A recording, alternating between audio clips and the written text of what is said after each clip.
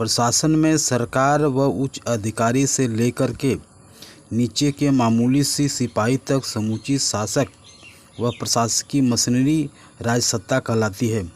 सरकार व उच्च अधिकारी, अदालतें, पुलिस, फौज या अन्य अधिकारी उन राजसत्ता के विभिन्न अंग हैं, एक दूसरे से जुड़े हुए हैं तथा एक ही मुख्य लक्ष्य के लिए विभिन्न कार्य करते हैं। यह मुख्य लक्ष्य है मालिक वर्गों, साम्राज्यवादियों, भारतीय पूंजीपतियों व सामंतों के मुनाफे, उनकी संपत्ति व उनके राजनीतिक प्रभुत्व की सुरक्षा करना। राजसत्ता के इस चरित्र को, उसके इस लक्ष्य को ध्यान में रखे बिना या नज़रअंदाज करके जो कम्युनिस्ट किसी प्रकार का जन संगठन बनाता है या आंदोलन करता है या लड़ाई लड़ता है, वह अनिवार्यतः सुधारवाद, संशोधनवाद, अर्थवाद व संसदवाद में डूब जाएगा।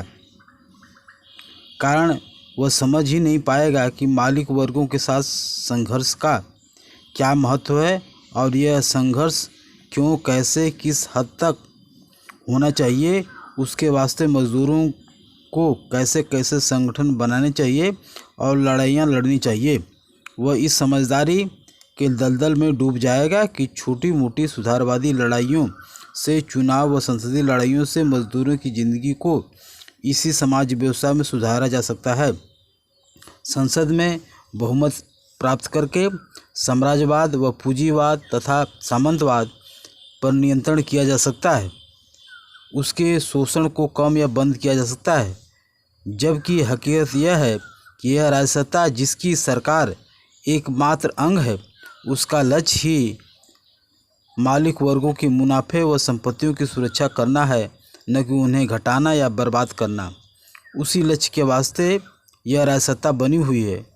उसके विस्तार पर आप जानते होंगे, हर साल करोड़ों अरबों रुपये खर्च किए जाते हैं।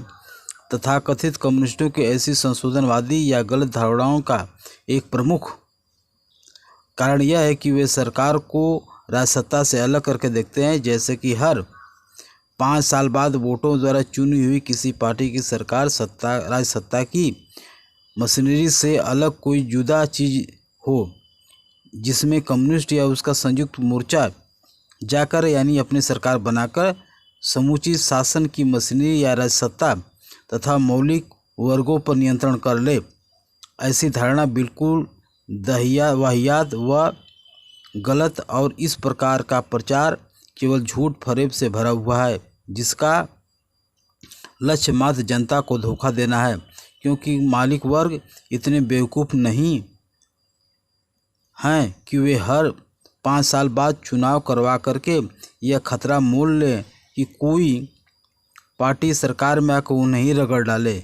इसके विपरीत सच्चाई यह है कि मालिक वर्ग संसदीय चुनाव इसलिए करवाता है कि जनता इस भ्रमजाल में फंसे रहे कि सरकार व सत्ता को जनता ने ही चुना है, वह जनता की ही है, उसी का ही वह हित करेगी।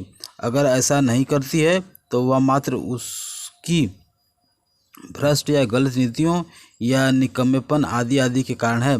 ऐसी भ्रष्ट या निकम्मी पार्टी अगर सरकार में आ गई तो दोष जनता की समझदारी व गलत चुनाव का ही। अगले चुनाव में उसे सोच समझकर किसी बेहतर पार्टी को चुनना चाहिए।